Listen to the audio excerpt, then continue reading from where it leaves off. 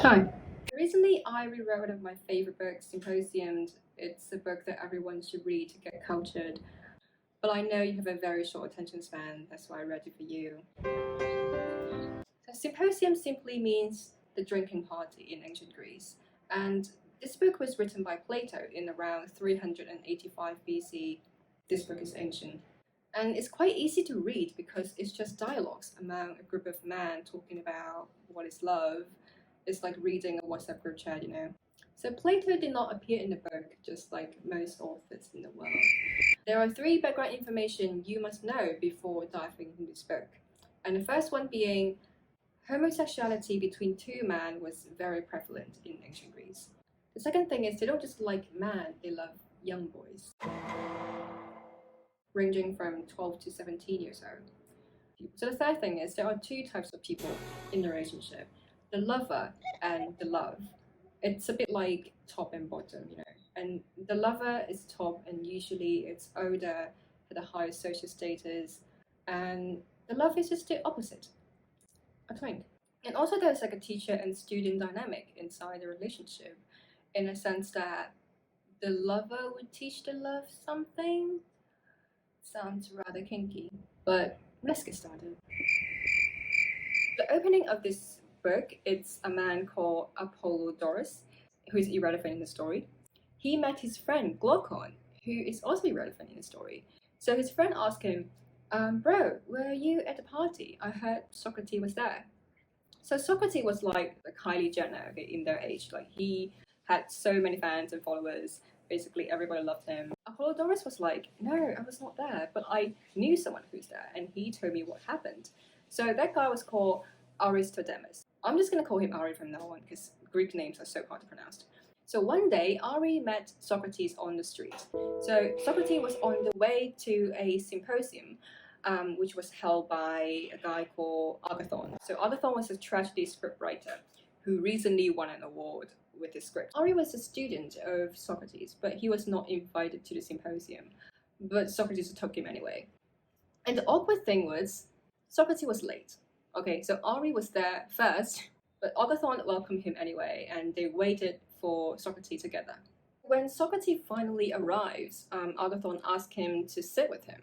So what he said was like, if you sit with me and when you touch me, your knowledge will go to me, just like water would go from a fuller cup to an emptier one.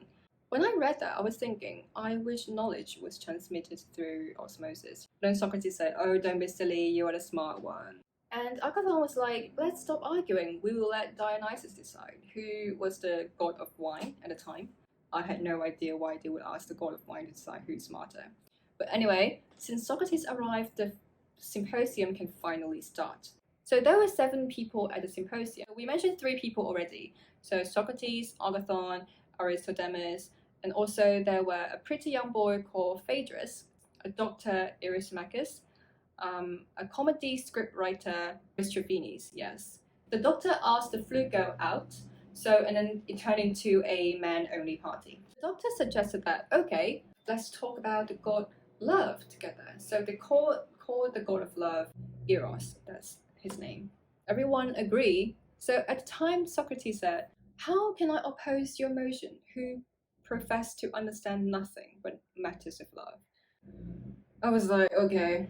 They start praising the god love in the order of how they sit. Okay, so the first speaker it's Phaedrus. So Phaedrus begin by affirming that love is a mighty god and a wonderful among gods and men because he is the eldest, because he's the eldest after Chaos and Gaius.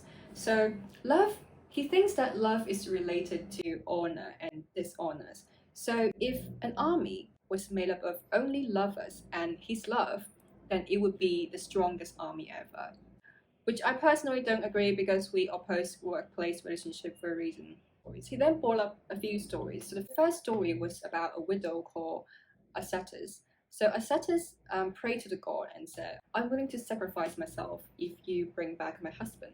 So the gods were very moved. They were like, wow, even his parents were not willing to do so. You are so brave.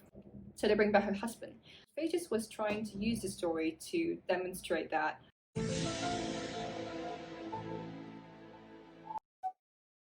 love makes people brave. Okay. It starts by saying a second story about a man called Orpheus, sorry. So Orpheus lost his wife and he was very sad. So he goes to the underworld and asks the god of death, Hades, if he can bring back his wife. And Hades was like, okay, just walk back right now. I will ask your wife to follow you at your back, but you cannot turn back. If you turn back, you will never see your wife again. And of course, predictably, Orpheus failed, and he never sees his wife again. I was quite confused when I read the part because the first story was about love makes people brave, but the second story was like love makes you not brave. So you can see the logic is not very coherent in his speech. But then he stopped by saying that another story. I know this guy has so many stories. And it's about the guy called Achilles. Yes, the hill guy. His lover was killed and he wanted to take revenge for his lover. But his mom warned him, if you kill that person, you will die too. And of course, he died.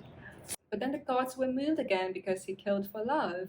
So he sent him to the island of the blessed after his death. So one sentence to conclude the Phaedrus speech is that love makes people brave. So let's talk about a second speaker, Pausanias, who is the lover of Agathon. Okay, so he started by raising the idea of saying there are two goddesses of love, and we must differentiate them before we praise them because they're different. First one is the heavenly Aphrodite, a reincarnation of Uranus, like a male god. And the common Aphrodite is the child of Zeus and Dione. So he thinks that the birth of the heavenly Aphrodite did not involve women, so she would only love young boys, which is valiant and intelligent. And the common Aphrodite had a mom and dad, so she would love anyone, like child and woman, and only wants their body, not their soul. So he thinks that love itself, it's not ugly or beautiful. It's about how you love. If you love someone's soul, not his body, then your love it's honorable. And if you only love his body, then you are evil. So to conclude his speech, his main idea is that there are two goddesses of love. And also, we should love people with wisdom and virtue, so that this kind of love would make the lover and the loved alike and eager for improvement.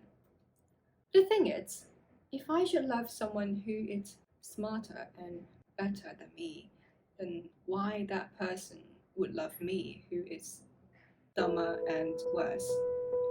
A little background is that Pausania was the lover of Agathon, and they were both above 17, okay? So at the time, the ideal relationship should be an older man dating a younger boy. And if you are both older than 17, then your relationship is considered immoral. That's why people didn't really ship Agathon and Pausanias at the time.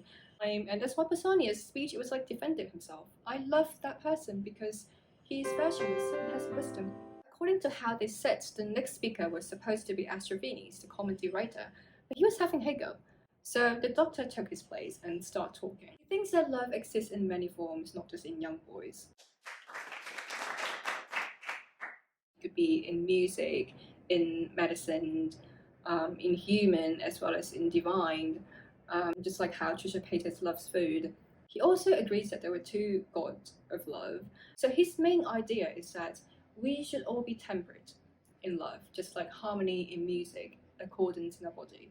So if we are intemperate, then it would be like the dissonance in music, the eating too much, you would get sick, you know? Yes, I'm talking about you, Trisha. So finally, Aristophanes stopped the hiccup, joined the conversation, and to be honest, he is one of my favorite speakers, and his speech was the first highlight of the book. So he started by telling a little story again. In the past, there were three types of people in the world at the time, and there were the man, the woman, and the union of the two, the androgynous, and they all look like this. So they were all like two humans stuck together. So if you want a more detailed explanation, I'll put the links down below. You can check them out. It's very interesting.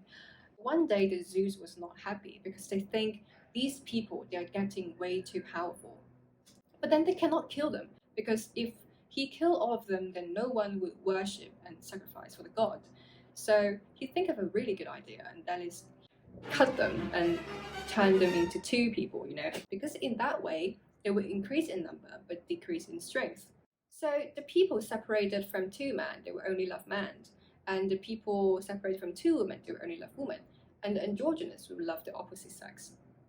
So the belly button was the scar from separation, and he also turned our head back. That's why the belly button is at the front. The original quote from the book is that after the division of two parts of man, each desiring his other half, came together and throwing their arms about one another, entwined in mutual embraces, longing to grow into one. How romantic is that? But then the Zeus found out that if they find the other half, then they would just hug each other until death. And then the god was like, that's so sad. So they turned their genitals to the front. It was at the back at the time. So to the front, so that they can have sexual intercourse. And after having sex, they would feel satisfied and they would just separate temporarily and then go to work. So you may wonder, how did people breed in the past? Well, they sow their seed to the ground like the gardener.